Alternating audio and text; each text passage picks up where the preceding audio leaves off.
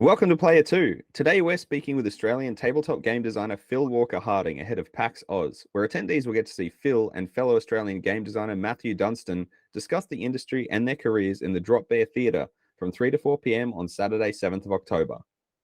Phil is a prolific game designer who is perhaps best known for his designs Sushi Go, Archaeology: The New Expedition, and Emotep, alongside his trilogy of games from German publisher Lookout, including Gingerbread House, Baron Park, and Llama Land. Most recently, Phil and his wife Meredith have founded Joey Games, an Australian-owned and operated game publisher working to further many worthwhile causes, both in and out of the tabletop industry, including donating partial profits to sustainability efforts and Indigenous organizations. Phil, it's great to have you on. Thanks for having me. That was a lovely intro. I'm glad you enjoyed it. So, first question, can you tell us a little bit about your background in game design and what put you on this journey? Yeah, well, I think like a lot of kids in Australia, I grew up playing a lot of mass market American games, just board games with the family, like Monopoly and Connect 4 and Battleship and Operation and all that kind of stuff. And so from a very young age, I was interested in games. I started making games when I was a kid, like just as a silly fun craft project. I would sometimes make up my own silly little board games. So I guess it was something always in my mind. But it wasn't really till I got into modern board game designs coming out of Germany, Catan, Carcassonne, Lost Cities, Ticket to Ride, those games coming out. So that was sort of at the end of when I was at uni, sort of 2004-05.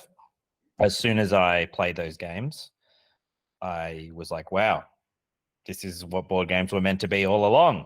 And so straight away, I kind of got into just designing them as a little hobby on the side. So it was just a fun little hobby I was doing. And then slowly that kind of turned into self-publishing. And then slowly that kind of turned into other people publishing my games. And then slowly that kind of turned into a bit of a career. So that's how it went. So it just kind of snowballed from the early 2000s. Yeah. So it really, I didn't think of it at the start as a money-making thing at all. I just thought, oh, I want to try and make one of these. And then I started self-publishing in really small handmade amounts. So this was pre-Kickstarter and all that stuff. And I would just make 50, 100 copies of a game, take it to a convention and sell it. And then, yeah, it just very slowly built from there. And what was your first title that was picked up by a publisher? So that was, so the very first game I did was just called Archaeology. And it had a board and tokens and all this stuff, and it took way too long for me to make by hand. So I quickly streamlined that into Archaeology, the card game, which is just cards. And I was showing that at a convention in Albury, and Zev from Z-Man Games happened to be there that year, and he picked it up. So the first game of mine to get published by someone else was the first edition of Archaeology, the card game. Interesting that you say Zev was there at a convention in Albury. What are some of the challenges Australian designers face in the industry alongside the obvious geographic isolation? Yeah, well, that is real. I mean, the fact that a pretty big American publisher came out for what was a pretty small con was pretty. I mean, it was very nice of Zev to do that, and it was not a common thing at all. So to have any of the big publishers visiting Australian shores just didn't happen much. So for me, when I got a bit more serious about trying to get published, I would fly to Essen, to the big Spiel fair in Essen, to pitch my games there.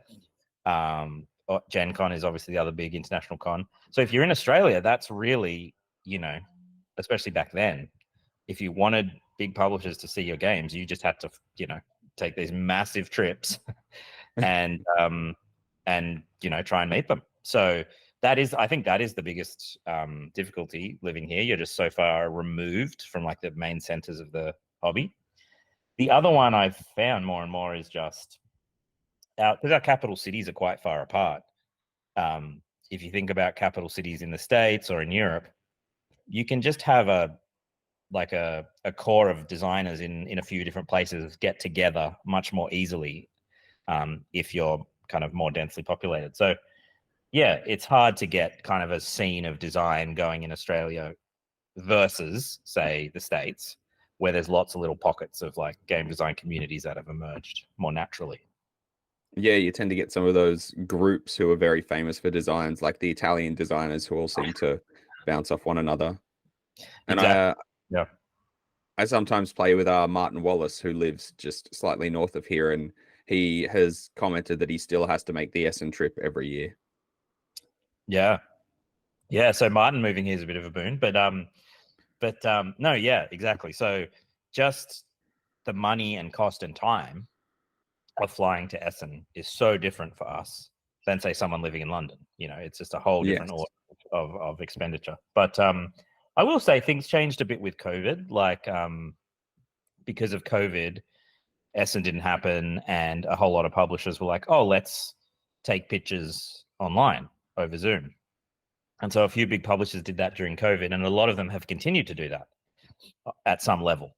So it's actually, in a weird way, COVID made everyone kind of go, "Oh, we can like remote pitching is actually works reasonably well, and it gives us more access to different people around the world." So that's been an interesting thing that's happened. That now some publishers who only ever wanted, in-face meetings are a bit more flexible, which is cool.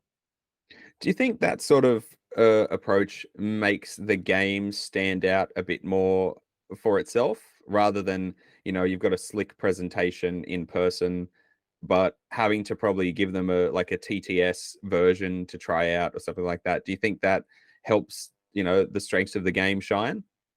It's interesting. There's pros and cons. Like definitely when you pitch in person, you have the advantages of being physically there.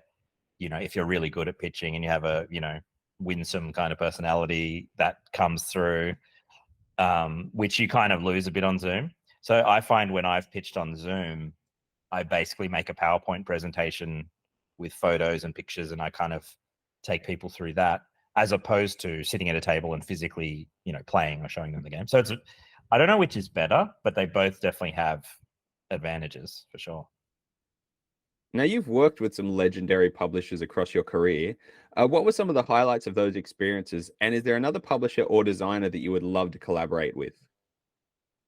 Yeah, I've been very lucky with the different publishers I've managed to work with. I would say one that was pretty cool was just recently, my new game coming out, Spellbook, is coming out through Space Cowboys. And they're a French publisher I've always wanted to work with because just their presentation, their production values are so good. There's something about the French publishers. They just have such an eye for great art and great product design. So when they picked it up, I was, excited someone wanted to do the game, but equally excited it was them. And so that was pretty cool to see their production kind of group swing into action and just create this amazing product out of what was submitted to them as just a card game, but they turned it into this really cool, tactile, visually really interesting game. So that was a really cool one. But there's still lots of publishers and designers. I mean, everyone's got a bit of a bucket list, I guess, of publishers and designers they'd love to work with. And like I've often thought, Antoine Bowser seems to me like he'd be an amazing collaborator, just because he has such an interesting brain for different types of games. And who could not want to work with Rainer Knizia, even though he doesn't seem to collaborate very much, so I guess he doesn't want to work with anyone.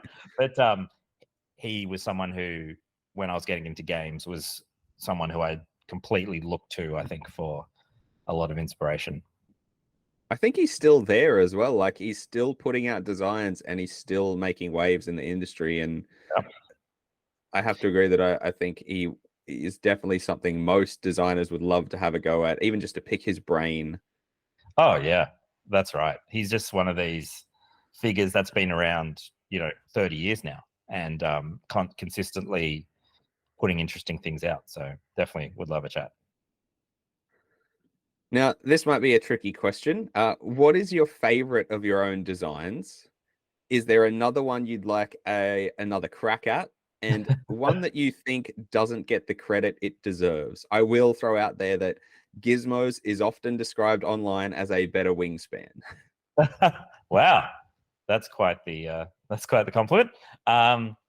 So actually, Gizmos is one of out of the games I've made that I like playing myself. Often when you make a game, by the time it gets published, you're kind of sick of playing it, so you don't play it very much. But Gizmos is one I still kind of like playing. Like I think there's enough to discover in the system that I still sometimes don't feel like I've seen it all necessarily. So I like Gizmos. I like Baron Park for the same reason. I still kind of like playing Baron Park, so that's probably a good sign that it's a good one. But it's definitely hard to go past Sushi Go as like some sort of overall favorite, just because that's the game that I sort of allowed me to keep doing this, in terms of getting Yes. regular royalties from that game. It's the game that is played most widely, so I'm often seeing photos of people playing it all around the world, which is incredibly encouraging. So it's hard to go past that as a favorite. Yeah, I mean it's obviously an evergreen title that just keeps on giving. Where do you fall on Sushi Go versus Sushi Go Party? Look, nothing beats just throwing down a deck of cards and playing a quick game. So Sushi Go has that over Sushi Go Party for sure. But Sushi Go Party was a bit of a labor of love, I guess you'd say, in terms of wanting to come up with and find a whole bunch of new cards that would work in that system. And it was a real challenge to kind of get that design working how it does. So I think it's got a soft spot for me because I think it's one of the early designs of mine where I set myself a really hard goal, of like, can I expand this game with like triple the content, and it came out pretty well. So I guess I've got like a real soft spot for some of the fun cards in Sushi Go Party. And I'd say you've been successful given that it has, people are arguing over which one is better. There's no definite like, oh, Party is worse. There's people in both camps who love both of them for different reasons. Yeah, I guess it's a good problem to have, I suppose. When you are when you've signed a design to a publisher, what is that process like for you after that point? Do you have much involvement or do they sort of take over and there's development happening and all those sorts of things? Yeah, I mean, every publisher has a different kind of workflow. I guess some publishers I've worked with, they pretty much want to receive a more or less finished product. And so there's very minimal development work done on it. And they put it out quickly and they like it. So they put it out. And that's it. Other publishers, and Space Cowboys is a good example of this, they sign a game and then they want to do a whole like development pass to kind of, I guess, shape it into a Space Cowboys product, which might mean a lot of changes to lots of things, but it might not. But that was quite a collaborative discussion. So they were really good at bouncing ideas off me and kind of talking through where they wanted to take it. So I don't really like. I'm open to both of those processes. It's just as long as the publisher is open in their communication, it's fine. It's like just a part of the industry that different publishers take different approaches. And yeah, I've had all different levels of that, and they're all interesting and different. And thankfully, I haven't had any really horrible experiences. The closest was when Lookout decided to put koalas in Baron Park, even though they're not bears, and that kind of slipped past me until it was too late. So that was a bit disappointing, but we put a little disclaimer in the rules, which was good. As an Australian designer, I have to disavow the inclusion of bears in this game. They are not bears. Yeah, I just felt of all the things to get wrong as an Australian designer. But anyway. Well, that's great to hear because I have heard other stories of some designers saying it can be very contentious working with some publishers. And, at the end of the day, they're the ones who often have final say and you just have to sort of go with it. Yeah, well, that's the thing. They're taking all the risk. They're putting all the money behind the game. They need to feel it fits the market that they're in. And so, yeah, I mean, I've definitely had some disagreements, I guess. But at the end of the day, I do think in a good relationship with the publisher, you do have to trust that they know their their market well, and maybe probably better than you do because they're in another country or another sector of the industry. So yeah, there's been a few little things that have happened where I'm like, I would not have done it that way. But I will say most of those have turned out to be a good call, and have helped the game in its kind of sphere. So Yeah, I think it's tricky as creatives. Like everyone has their own point of view as to what is the best at the end of the day for the product. exactly. And when it's your baby, like when it's your game, you've made certain decisions for really important reasons, So it's very easy just to go, no, it has to be this way because here's why. But a publisher will have such different perspective, and sometimes they might see things you don't see about what's going to make the game successful. So yeah, you kind of need to have an open mind. Like sometimes you need to dig your heels in and say, no, trust me, it has to be this way. But then other times you need to go, okay, well, you seem really confident about this change, so we'll have to compromise. Now that sort of transitions into you founding your own publishing company. You founded Joey Games last year with your wife Meredith. What has the process of building your own publishing company been like? Yeah, so it was interesting so I stopped self-publishing like 10 years ago, and just since then I've been submitting my games to other publishers, and that's been really good. But yeah, after our 10 years, I really got the itch to, I guess, have creative control of the whole process back. And I used to really enjoy taking a game from, design all the way to market. So doing everything around art and graphic design and product design, all that stuff I used to love. So part of it was wanting to just get back to that and try that again. But yeah, Meredith and I also had been talking for a while about what's something we can do together in the industry that's a bit more meaningful than just, churning out the next game. Like what's something a bit more important we could sort of leave a little bit of a mark with. And yeah, we came up with this idea of Joey Games, which is, there was a few things that fulfilled for us. Like,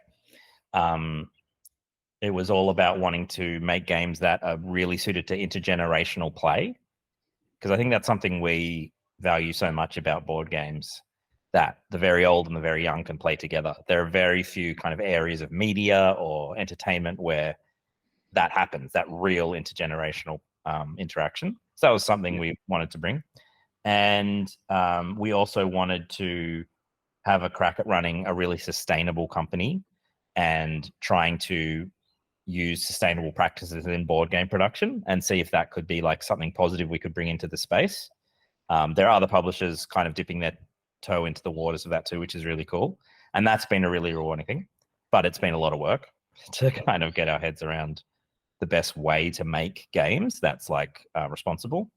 And then the other part was, when we were thinking about what the games could be about, we thought that just trying to do something genuinely like winsomely Australian that wasn't cringy or, kind of Boganopoly, kind of something like that, but was just like, oh, Australia is an amazing place with amazing plants and animals and peoples that we should celebrate. All those things kind of came together in the idea of Joey, and setting it up took a long time. We hired a sustainability consultant to kind of help us analyze the best way to make a board game in terms of its impact on the environment. And we kind of looked at different factories around the world to see the place which most met the standards we were looking for. So all that took a long time. It was like such a very different skill set to just designing a game. So it was a huge learning process, but really fulfilling to get to the end of that process and go, okay, like we understand the decisions we're making and we stand behind the decisions we're making. Recent world events have had some pretty big impacts on the publishing side of the industry, including material costs and shipping costs, and sustainability has to factor into that. How have Joey Games weathered the storm of that thus far? Well, yeah, we probably started a board game company at one of the worst moments you could, in terms of all those things you mentioned were very real for us. I think part of it was we decided to not start until we had enough kind of, I guess, capital to make sure we could weather that early kind of hit of increased raw material costs and shipping costs. But from the start, we built in. So, for example, the factory we chose was pretty much a bit of a non-negotiable in terms of they were the only factory we could find using green energy and meeting other sustainability standards we had. So that was kind of locked in. And we also were also using a shipping company that carbon offsets, and we had all these things in place that we really wanted to stick with, and so we just kind of pushed ahead and did it. And it meant that our first print run was more expensive than it would be if we reprinted today, because of the time and the status of the industry at that moment. But for us, we just needed to get started, and we had the capital, so we went for it. But thankfully, a lot of those things have eased off already, at least to a degree, in terms of pricing and shipping issues. So Joey's first endeavor was a successful Kickstarter campaign for 3 heavily Australian-themed games. We had Busy Beaks, Scribbly Gum, and Pass the Party Food. Were these mechanic first designs, or did you find mechanics that would match those themes? Yeah, it was interesting. So when we started, Joey, we kind of brainstormed a bunch of themes that we'd love to try and make games around. Because when your publisher is kind of theme first in a way, we knew that would be really important. So Scribbly Gum was definitely theme first. So I've always been really fascinated by Scribbly Gum trees. And as soon as we started thinking about Australian themes, I thought a Scribbly Gum roll and write sounds like a perfect game.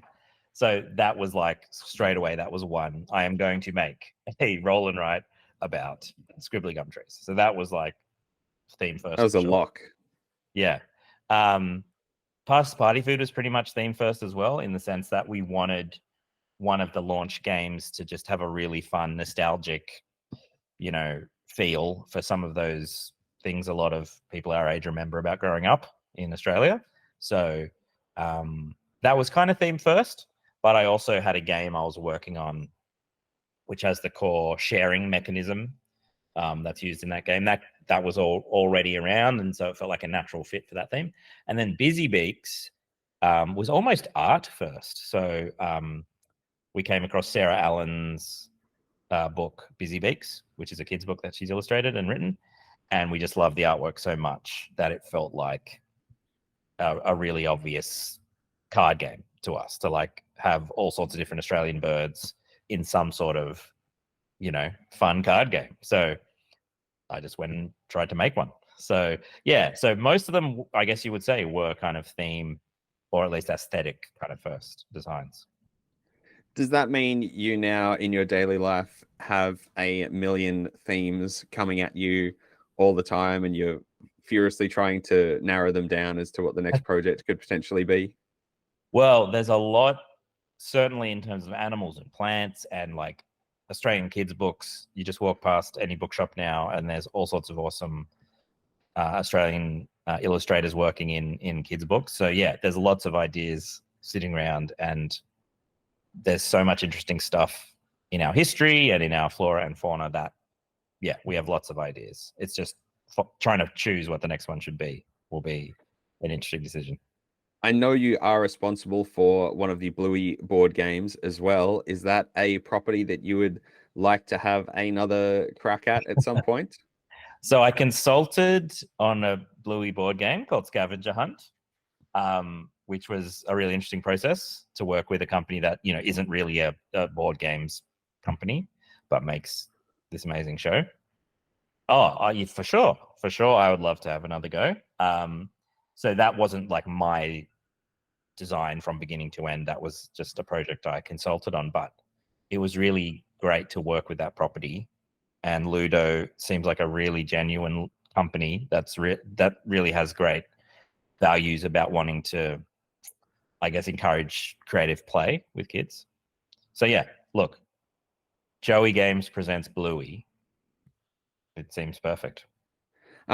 In terms of the crowdfunding model, do you think that's an effective way for designers and publishers to put out designs that would otherwise struggle or become far too expensive following those normal production and distribution channels?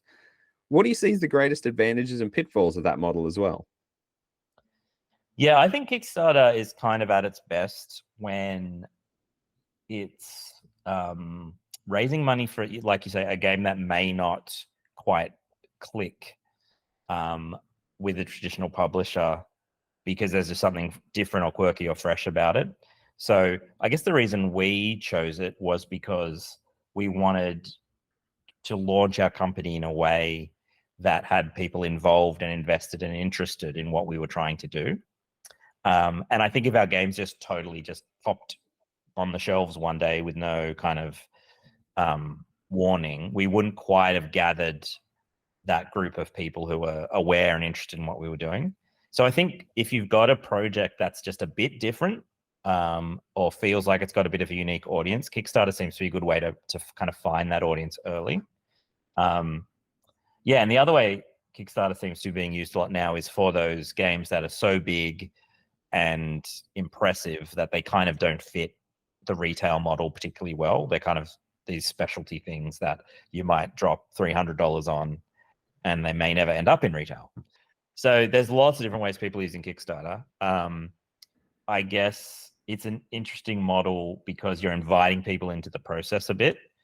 It's an interesting model because you're getting money sort of up front. And so I think there's obviously risks in both of those things that you need to be prepared for going forward. And we're at this stage, we're thinking we're not going to use it again. Like we wanted to use it to launch the company, but we don't want to get into like a Kickstarter cycle where we're very dependent on that funding coming through from that method. So, because yeah, you do see publishers who get locked into this cycle of, oh, every year we need a big Kickstarter. Or they're using the funds from the current campaign to pay off the previous campaign and yeah, those sorts of shenanigans. Which is a pretty dangerous decision, I'd say. More personal, both Sushi Go and Archaeology, the New Expedition, get pretty regular table time in my household. Most notably is a way for me to get my mother, who's in her 60s, involved in the hobby. Do you have a favorite story or anecdote that you've heard about one of your designs connecting with people? Oh, that's a great question. I suppose Archaeology is an interesting one. It seems to be a game, maybe because it has elements of rummy in it. It seems to be a game that connects with a lot of people who wouldn't play too many other games. So I do have one story about that, actually. I was at a convention and I was playing games with a guy who I knew a little bit. And he said, oh, my wife's actually at this convention. I was like, oh, I didn't even know you were married. And he's like, yeah. She's just not a gamer. And I was like, oh, so why did she come? And he goes, oh, well, she just wanted to hang out and check it out a bit. And actually, the one game she does play is Archaeology. And I was like, what? It's like, yeah, she doesn't like board games at all, but she really likes Archaeology. Would you go and play a game of Archaeology with her? And I was like, sure. So I went over and met her. It was really nice. And we played a game of Archaeology. And it was like, that's the only game she likes. So I felt a lot of pressure, for it to be a fun game. And it was fun and it was good. But that was a pretty cool thing. So I thought, oh, it's nice to make a game that has interest for people who don't usually play games, like to bridge that barrier of I don't play board games, but I'll play this was pretty cool. Back to touching on sort of your work on Bluey, are there any other properties that you would absolutely love to get your hands on? Like, what would be a dream property for you to work on? Yeah, that's a great question. Well, it was pretty great getting to work with Tetris. So I designed a game for Tetris a couple of years ago, which was really cool. So that was pretty amazing. One I often say is Indiana Jones. So obviously, Archaeology was somewhat inspired by liking those movies growing up. So that would be a great property to work with, although I think the time has probably passed for that. And another one is I would love to. I was so fascinated that Funko Games put out a game about Rear Window, the Alfred Hitchcock film. Didn't they It's do? like, Have they done one for Vertigo as well? I think I saw that. I Was haven't that a seen that. different Maybe company? But maybe that would be pretty cool. But I'm a big fan of lots of classic Hollywood movies, so getting to make like a Maltese Falcon game, or The Big Sleep, or Casablanca, or something like that would be amazing. But I'm not sure how big the market is for it. But then again, Rear Window seems to have done okay, so maybe that could happen. yeah, we can get Funko on the phone and they can see if they can work something out for you. Yeah, that would be cool. You and Matthew Dunstan are presenting a panel at PAX Oz on the Saturday afternoon. Whose idea was the panel, and what can attendees expect to get an experience of at that panel? Well, the panel was sort of actually PAX's idea. So we were kind of approached by them when they heard we were both going to be there, which was very flattering. So that's nice. We basically decided the funnest thing I suppose we could do would be to just tell some stories from our time designing. So we're basically just going to interview each other and ask each other questions about our games and working in industry. And it's just going to be a bunch of fun anecdotes, really, about what it's been like designing games for 10 or so years. And there'll be a bit of a Q&A as well. What else can we look forward to? So Joey Games has a booth at PAX? No, we actually don't. We won't be at PAX. I'll be there demoing Spellbook and doing things for around that game and the panel. So that I'll mostly be at the VR booth teaching people how to play Spellbook. So come along and check that out. And I have a game coming out at Essen as well. So Spellbook will also debut at Essen. And also coming out at Essen will be a sequel to my game Silver and Gold, which I'm pretty excited about as well. Is amazing. Silver and Gold is, yes, it's often held up as sort of a classic in that space. I know a lot of people are huge fans of it. When you are demoing games, as the designer, is it difficult to balance your skill level and wanting to endear yourself to people who potentially will purchase the game at the end of that demo? Yeah, I think most people will admit if they're demoing their own game, they sometimes don't play their absolute best because you probably have a much higher skill level than people who are just discovering the game for the first time. So yeah, I guess I'll admit sometimes you don't trounce the opponents. I'll just say that. You take a dive sometimes. Yeah. What can we look forward to in the future from Joey Games? Is there anything else coming out shortly, or you've got some plans underway? Nothing announced yet, but we will have something new next year. We're just still going through the process of trying to figure out exactly which game we're going to make the next game. So stay tuned. But yeah, there'll be something new next year. I just want to thank you so much for talking to us today, Phil. So listeners and viewers, don't forget, Phil and Matthew Dunstan will be hosting their Aussie Tabletop Unboxed panel at PAX Oz 2023 on Saturday, the 7th of October from 3 to 4 p.m. in the Drop Bear Theatre. You can also purchase many of Phil's wonderful designs, some direct from Joey Games and many others from other publishers at local and online game stores worldwide. Thanks again, Phil. Thanks for talking to us and looking forward to seeing you at PAX. Thanks a lot. It was fun.